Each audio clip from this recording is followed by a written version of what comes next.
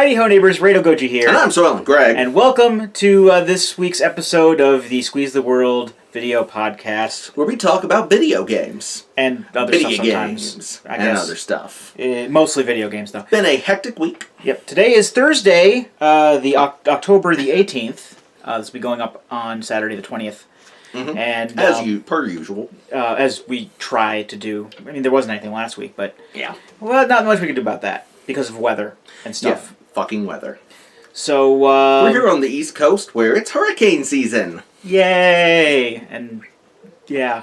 So, what are you playing this week, Greg? I was going to ask you, but I already know what you've been playing this week because you sent me a message last night yes. when I was literally laying down to go to bed. But, which is fine. I have at Patrick's...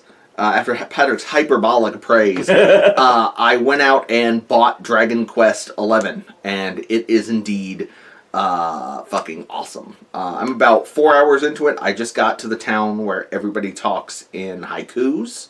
Okay. And yeah, it's a whole lot of fun.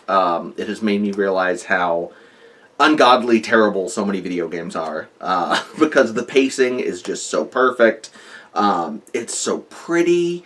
In a way that, like, it's the fucking, like, photorealistic brown, like, Assassin's Creed games, like, just aren't. All the live services, basically. No live services, no wacky DLC, no microtransactions. Just Dragon Quest. Just the game. It's awesome. Yeah. And, playing a little bit of Dead by Daylight, you know. Yeah. Though. As for me, last night I beat Dragon Quest XI. Yay! So I'm done with that for now. There's some like post game like story content that I'm just gonna save for later.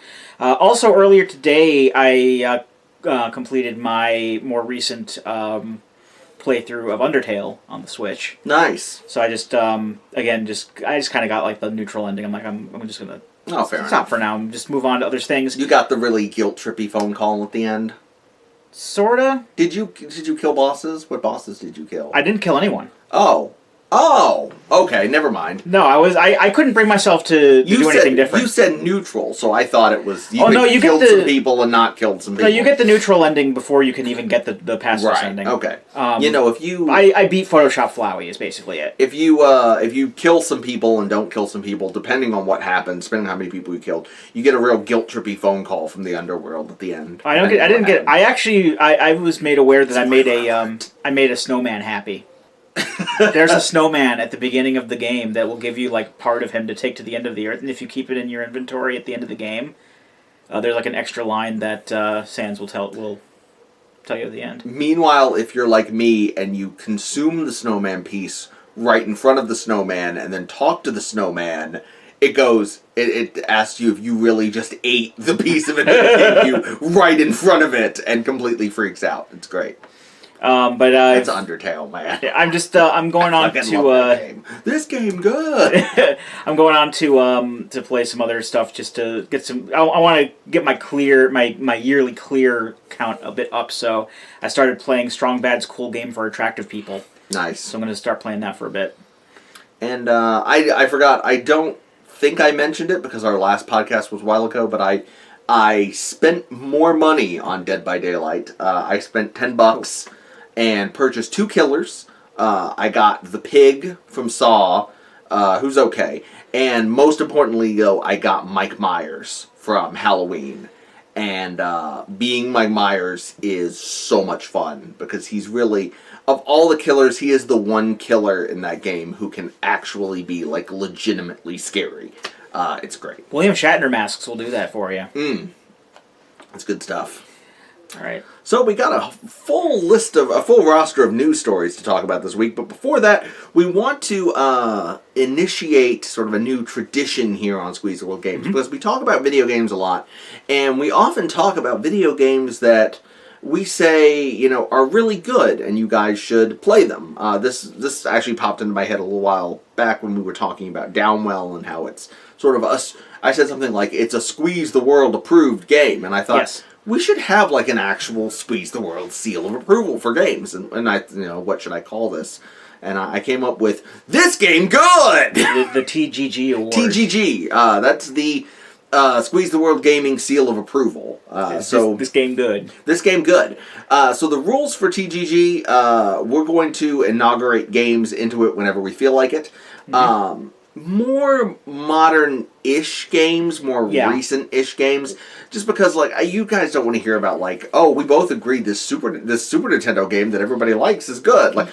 You guys, we're not gonna... Mario 64 is really good. No shit, you fucking know Mario 64 is good, unless you don't, at which point you're a Philistine. But yeah, sorry, you were saying.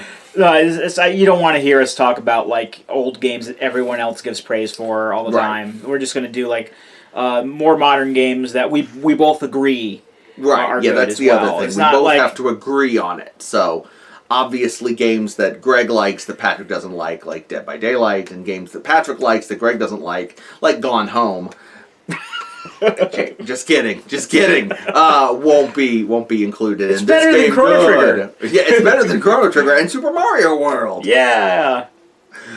So we're inaugurating 2 games today into the first annual This Game Good Awards.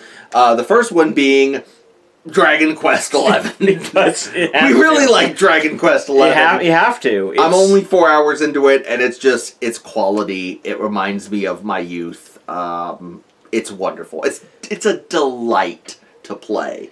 And they might not be bringing any more. What Patrick's been saying, they might not bring any more of them over to the West because we don't love them the way that Japan loves them. So and it's important to go buy those.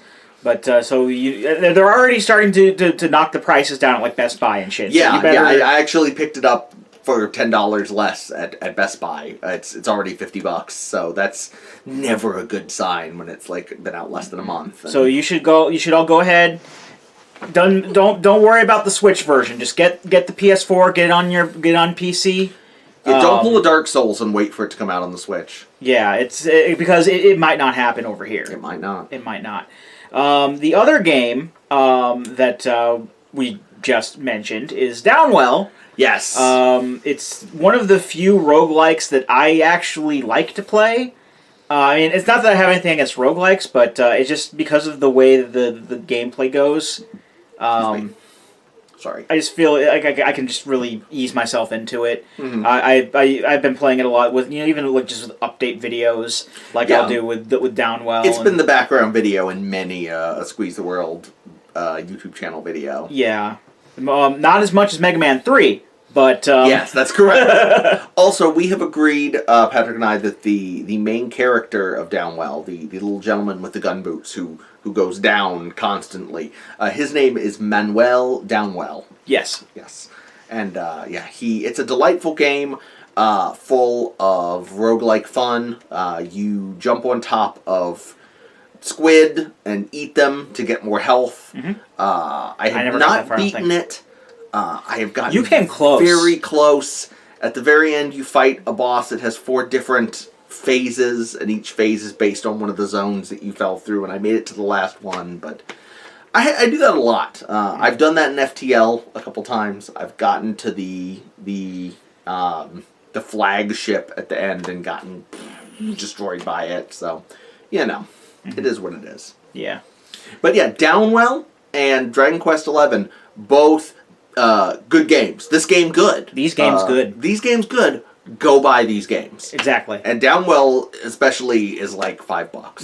You can pretty much pick it up on anything. Yeah. It's going to be on the Switch, and it's also going to be, you can put it into a vertical mode on the Switch. I'm surprised you can't your car with its rear facing camera and everything. You can't just put Downwell on that. Yeah. At this point.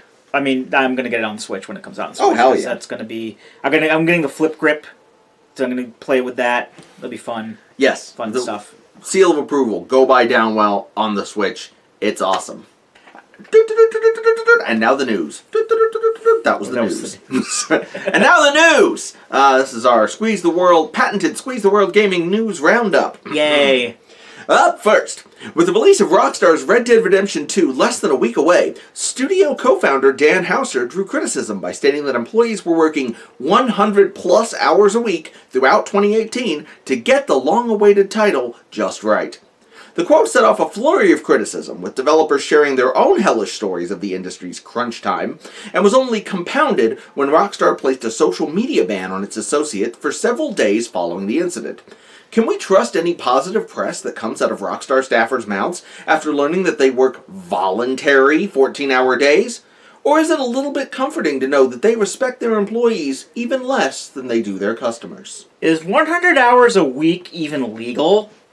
I have no idea. That was, and I think the thing that really gets my goat with this is if you read the interview, it's clear he's like bragging about this. Yeah. Essentially, he's bragging that we pushed our proles, to the limit, chained to their desk. You get that, you get those horse testicles swelling and contracting realistically. Or else. You know who else did this to their workers recently? Telltale Games. And look what happened to them. Not good. No. This is just. I mean, I guess I can understand the crunch time thing, but if you're at a point where your game is about to come out and it's about to come out in a week, and you need to, if you feel the need to work your people this way just to get it out on time, just fucking delay it. Just people will. I mean, I know it's not like the game's going to come out in a 100% finished state anyway. I know they're just gonna put out whatever's there and then patch it later. I mean, I understand that a lot of this pressure comes from like the shareholders, but still, you shouldn't do that. No, you really shouldn't. I mean, it's a shitty situation. It is. I have no doubt that it's voluntary in the sense that you will be on whoever's shit list if you don't do it. I think it's like I said in the thing, it just shows that like as much as the video game industry doesn't respect you as the consumer and your wallet and everything, they respect the people that actually work for them and produce things even less. Yeah. I honestly think that of any of the major groups of tech workers, the probably most likely to actually get together and unionize in 2019 will probably be video game manufacturers for a couple reasons. One, because the sort of the bullshit is so much more visible there than it is somewhere like working for Apple or Google. And secondly, because it's so adjacent to industries that are already unionized. Like, you have had tweets with people who work in video games complaining that, Troy Baker comes in and works for, 3 weeks to do voice acting on a character, and that he gets, a dividend or whatever, and it's like... Well, he gets his Troy Baker fee. You should fucking get that, too. Yeah, absolutely. Well, he's Troy Baker. Yes. I mean, so it's almost more like, I don't want to say that, it's almost more like a Hollywood thing, where Hollywood has one of the strongest, I don't want to make them sound like they're some sort of like utopian paradise, but they do have one of the strongest like private sector unions like in America. And I think that's probably where we're headed unless video game companies somehow grow a sense of empathy, which I don't really see happening. Especially not when you have to turn out an Assassin's Creed game every year. Yeah. And in all honesty... Crunch time sucks. What's it all going to be for? It's just going to be the same game that everyone releases. It's another open world thing with little sparse bits of content in between and things you can collect and little places where you can expand the map and then DLC that you can buy and probably microtransactions. Grand Theft Auto 5 did that. Grand Theft Auto 5 is like the most profitable piece of media in history right now. And that's the thing. Like, you don't have to work these people. Like, you're in Silicon Valley. You don't have to work, a team, 14 hours a day. You're printing money hand over fist, particularly with Grand Theft Auto Online. You can, if things are this bad at the company that could hire as many fucking programmers as they wanted to get the game done on time, imagine how much worse it is at places like, fuck if I know, what's like a second-tier video game company that's kind of scummy?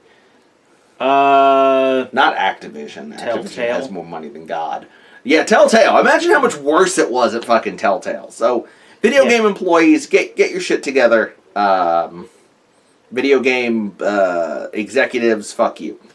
You're the same people who are putting on-disc DLC on the games. It's not the fucking frontline employees. All right, moving on. Multiplayer gamers were even more toxic than usual this week, as an apparent exploit in the PlayStation 4's firmware allowed users to brick consoles by sending PSN messages containing characters the system couldn't display. While the exploit has been patched, according to Sony, it's clear that the good old days of just being sent racial slurs and pictures of penises is over. Patrick, has this caused you to change your privacy settings? I did. You did? Yeah.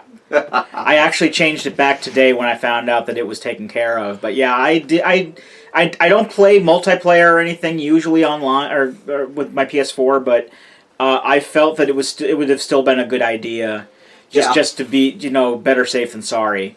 So I did change it to not take any messages in for like a week.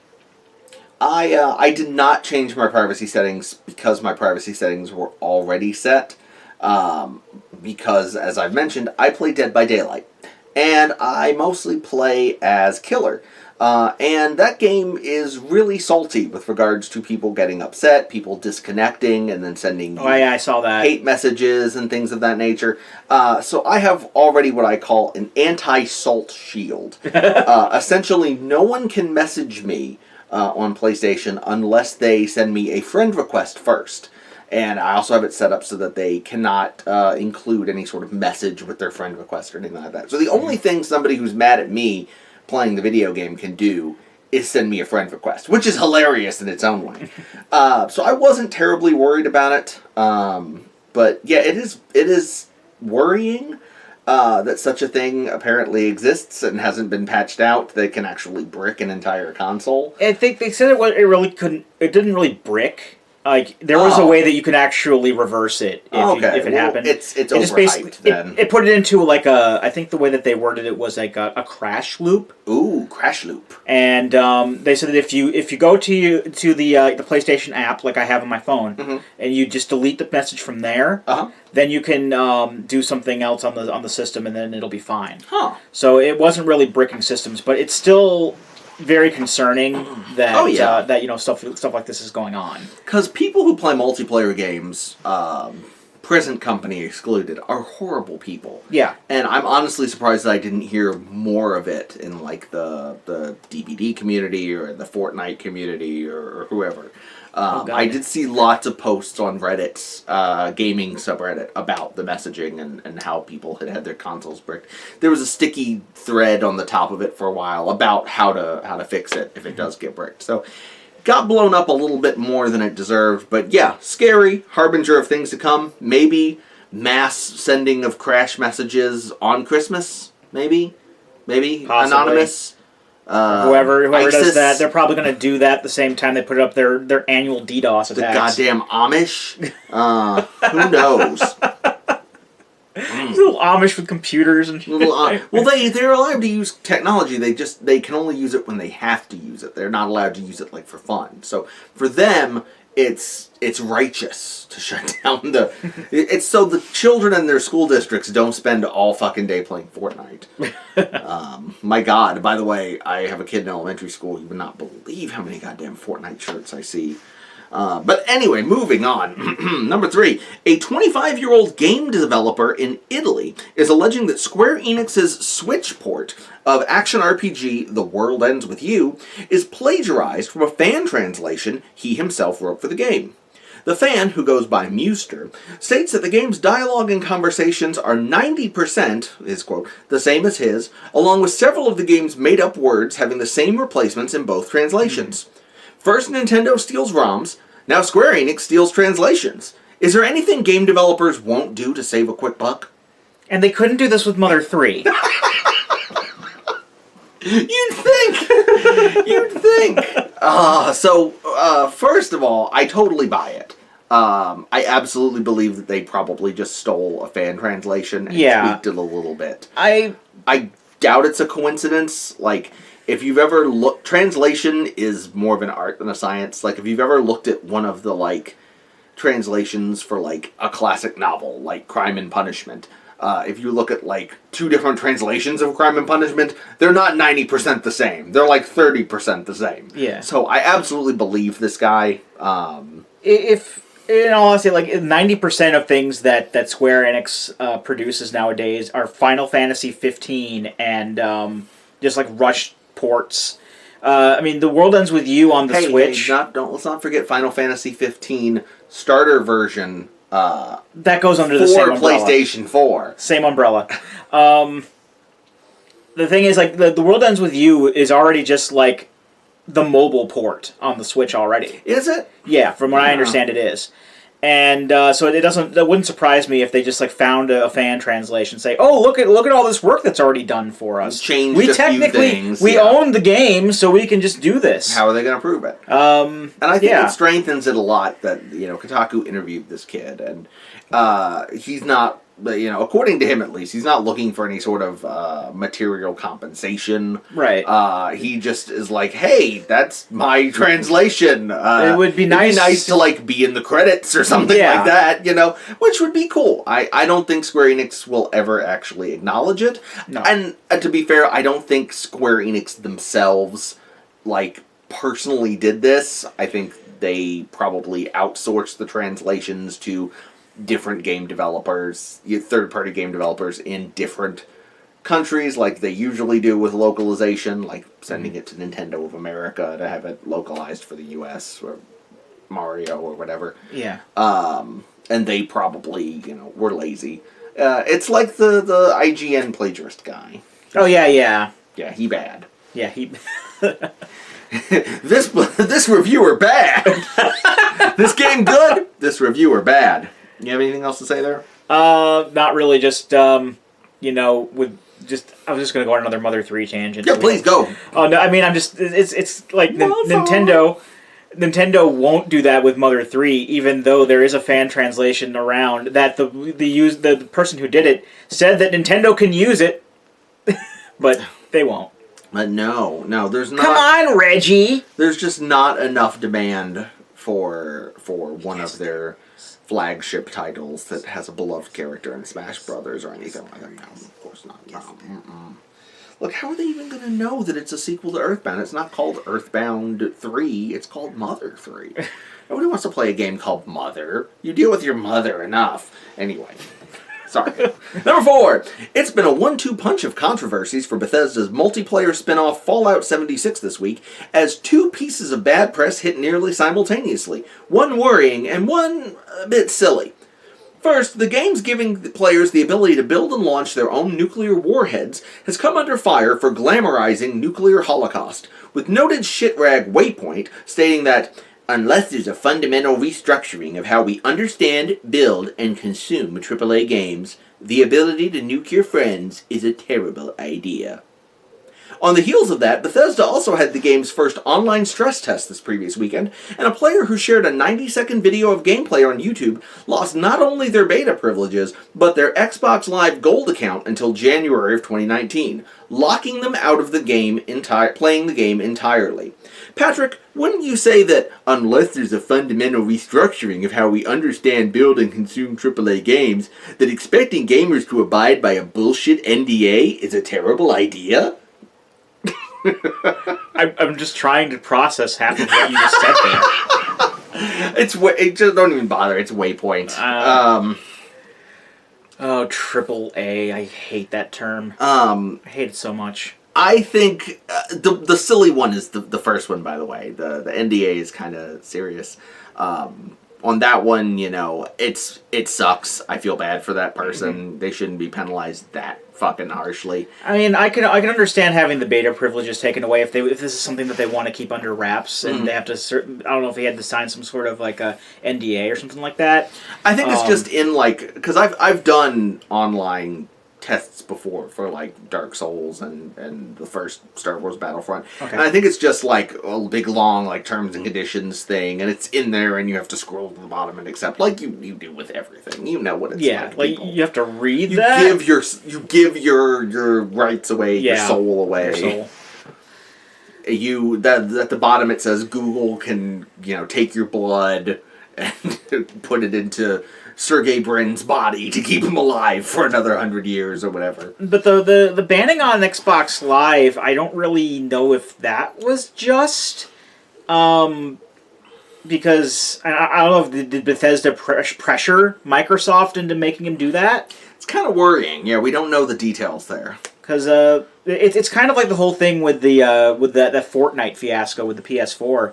It wasn't the the crossplay is it's up to the people who own the machines if they want to make it work with other people's machines. But what I had a problem with was where Sony acted like they had control over a third-party account. They have assumed control. Yeah, yes. But this is I get the same vibes from this. Mm-hmm.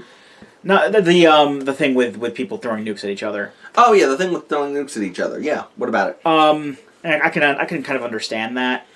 I mean, yeah, go ahead. Sorry. I mean, you Fallout 3 is a game where, at the very beginning, after you leave Tutorial Town, you go into like a town in a crater with a big nuclear bomb in it. Yes. And if you want to be a bad guy, you have the option to detonate that nuke. Well, that's and destroy the town. Yeah, it's not portrayed as a good thing if you blow the town up. In fact, isn't there somebody survives, right, and is like a hideous mutant or something? Something like that. I know that you like lose all of your good guy points, all of your karma. Oh yeah, definitely.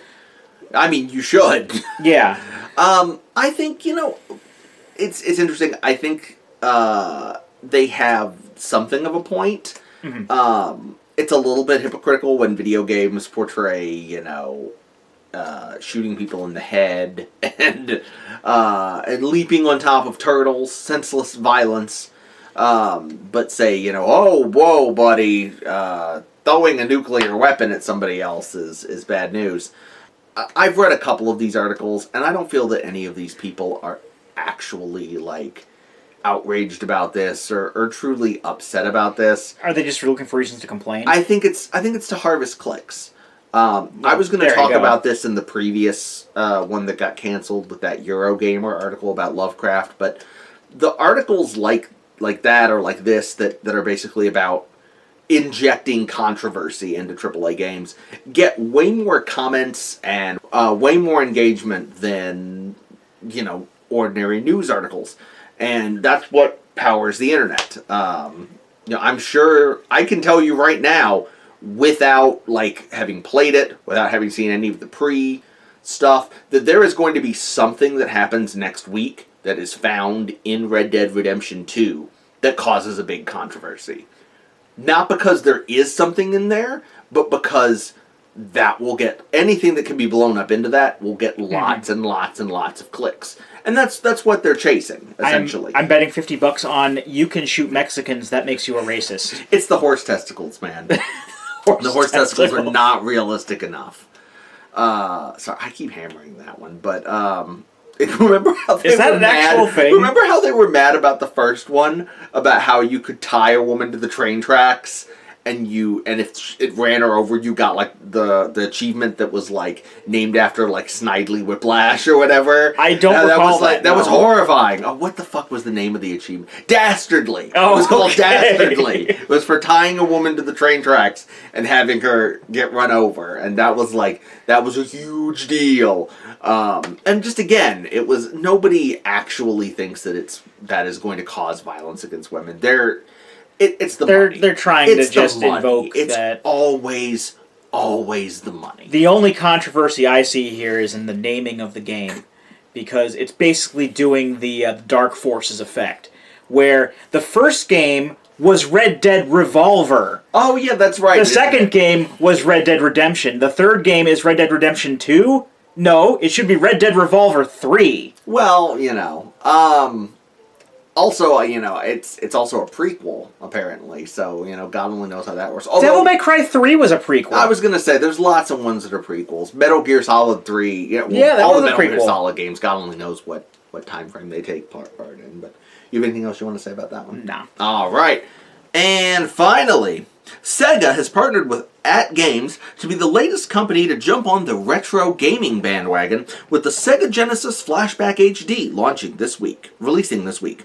The console is about twice the size of the Super Nintendo Classic and comes with 45 Sega Genesis games and as well as the ability to use your own Sega Genesis cartridges and controllers, if you have them. And yes, it does come with the most important Sega Genesis game, Game Ground.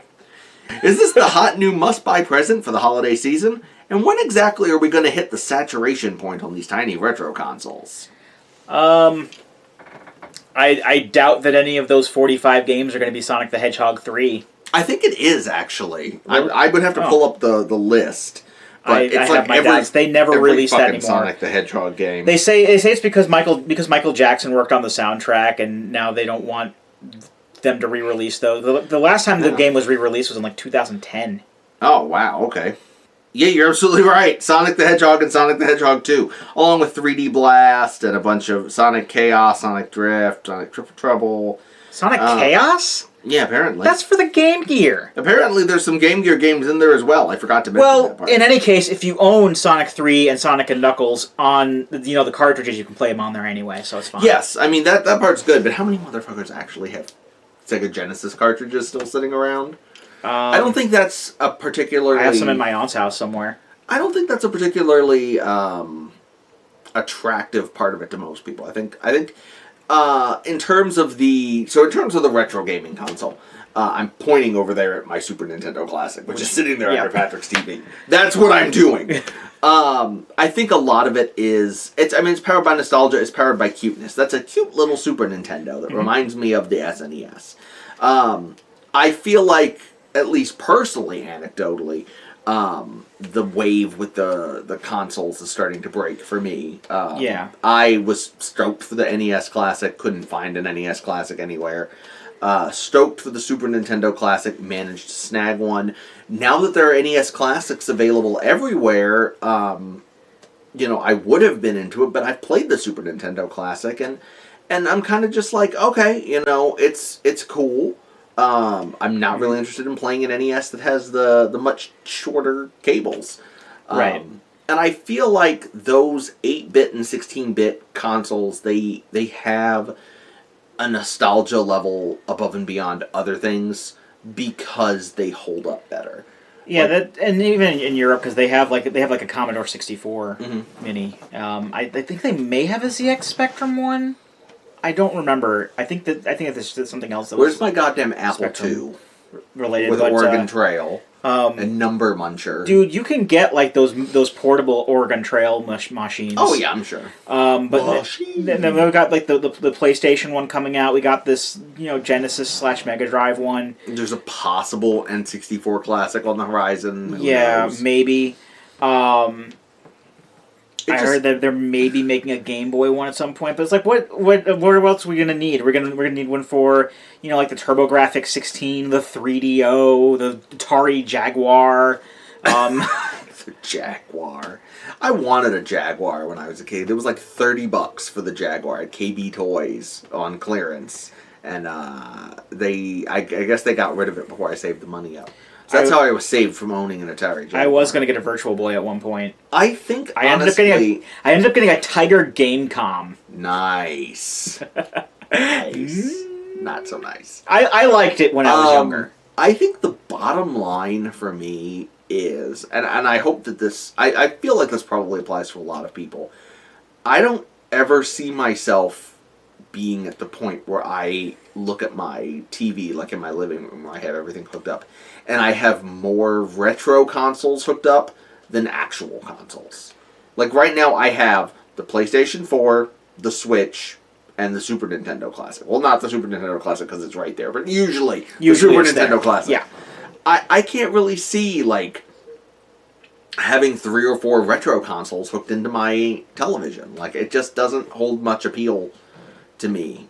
I mean, I have some down there, but they're not hooked up right now, and once I'm done getting my backlogs done with those, I'm going to put them away.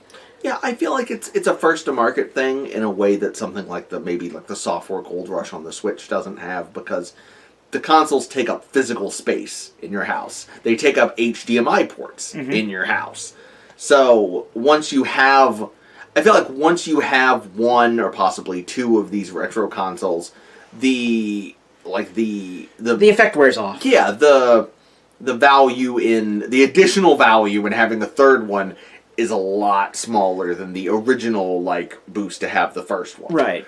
And in all honesty, all these Genesis games that I would want to put on my Switch, I mean, because they have they're coming out with the Sega Ages things here and there too. I know I'm gonna get a couple of those, like Phantasy Star and Game Ground are gonna be like on there, but they're also coming out with like a whole that whole collection or whatever that they had out on the PS4 and the Xbox One. They're coming out with that on the Switch.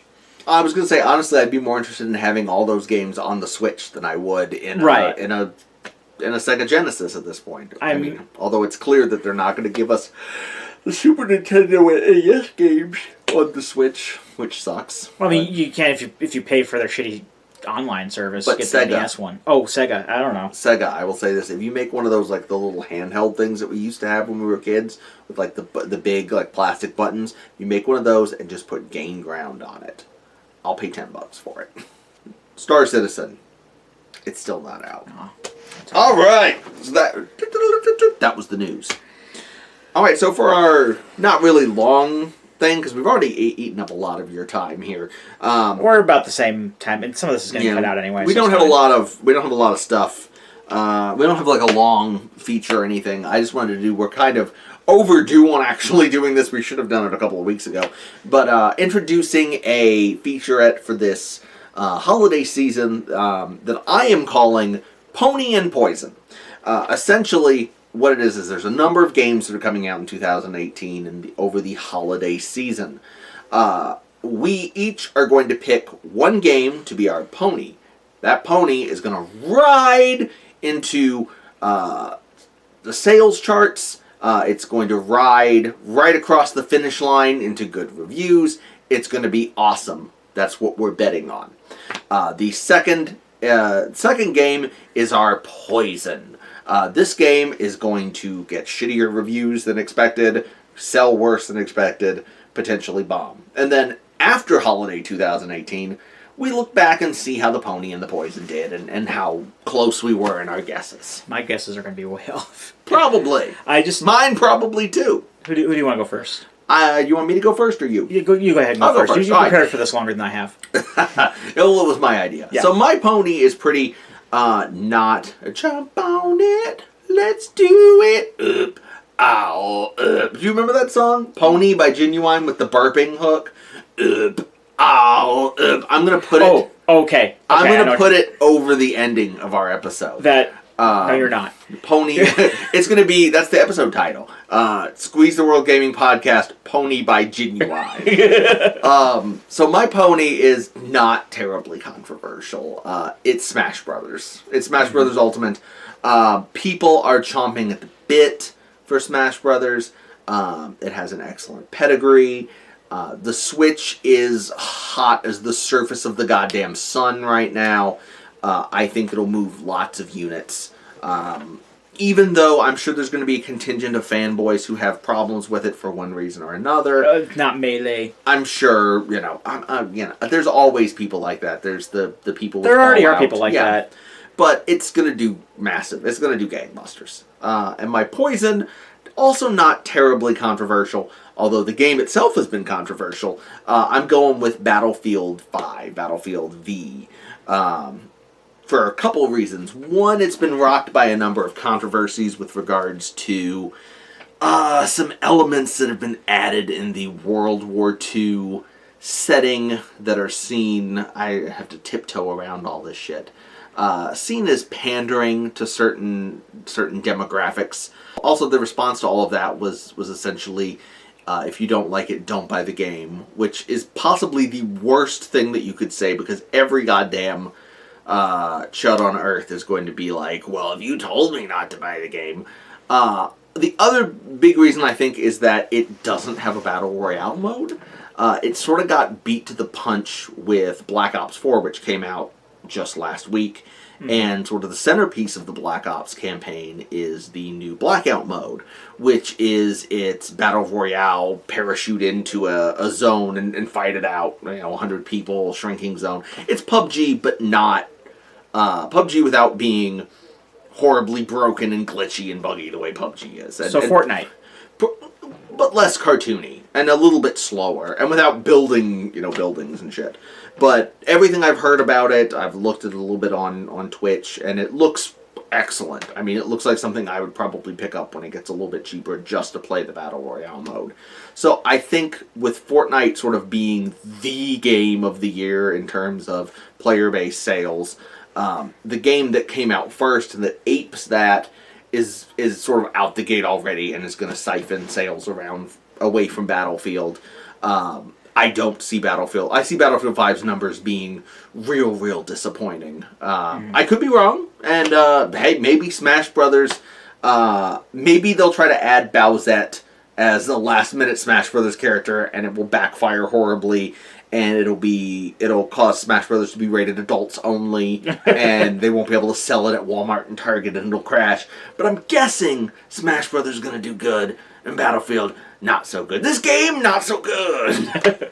Patrick? All right. I picked a pretty safe bet for the pony, and despite the fact that we were just talking about it earlier, I'm going to go with Red Dead Redemption 2. Really? Well, it has ponies in it. Well, there's a... I know this isn't necessarily picking games that I like, because if I was picking a game that I liked, I would have said like EDF 5. But EDF. I think it's going to do really well. There's a reason why all of these companies were switching their games over from October to September, because they knew they could not fuck with Red Dead Redemption 2. You can't fuck with it. And because Grand Theft Auto 5 did so damn well during it, I mean, as far as I know, it's still very much an active thing. And, Rockstar is just going to do, what they did with that and, bring a fresh spin on it. I mean, for me, it's just like the same game that we've been getting for the past few years. You think those 100-hour weeks are going to pay off? I think they may. I think they actually may, because they have huge advertising campaigns for it in Japan. That's how much is going into this. So it did surprisingly well in Japan, didn't it? I think so. I definitely think that's going to be like one of the a big game that people are definitely going to want to have, and it's going to keep the sales numbers up for that. The Poison, I kind of pulled this out of my ass. Soul Calibur 6. Soul Calibur 6. I think because there's been a lot of backlash for Soul Calibur 6. Really? Literally the only thing I know about Soul Calibur 6 is that Geralt from The Witcher, isn't it, apparently? There is that, but there were a lot of... there was the whole thing with, I think Tira was the name of the character. Tira has been I'm not a Soul Calibur guy. Me neither. This is just what I've been following and whatnot. Tira, for example, has been a staple character since like Soul Calibur 3, I believe. Okay. And there's a lot of people who like to play as that character, but initially she wasn't announced to be in the roster. Then they said that she was going to be in as paid Day 1 DLC. Ooh, and that made a lot of people angry. It's not good. And now they do... I think that they're going to basically do what a lot of fighting games have been doing, just like have your roster there and then just keep bringing out more and more DLC characters, so that you can, and they're probably all on the disc anyway. I mean, Tira is, I guarantee is going to be on the disc, but I think that that's going to have a negative effect on the sales. I mean, I don't know, it may not. Again, I'm just kind of tearing this out of my ass here, but hey, that's the Squeeze the World. That's what we do. That sweary quality. The sweary quality. Sweary brand. Oh my god. Sweary's got a new game coming out. Yeah, I'm not interested in it. I haven't seen anything about it. But it's sweary, so it'll be weird. It'll be weird. And I know I'll just add, I know I've said some shit about Rockstar in this episode, but I do just want to clarify that the original Red Dead Redemption is a stone cold classic. Like it is. Yeah. It's one of the best. I haven't played all the way through it, but I had it back on the 360 and I liked it. So, all right. Do you have anything else you want to talk about this week, Pat? Nothing that I can think of that we haven't already talked about. So. Awesome. So, that was the week in video games. We've made our choices. You made your choice. And now we will find out in a couple of months whether or not we were right. And you can actually hold our feet to the fire, unlike, IGN or whatever. Until next week, when we come back with a new crop of video game news, controversy, and bullshit, I'm Sorlin Greg. And I'm Rado Goji. And we'll be here next time. Join us, won't you?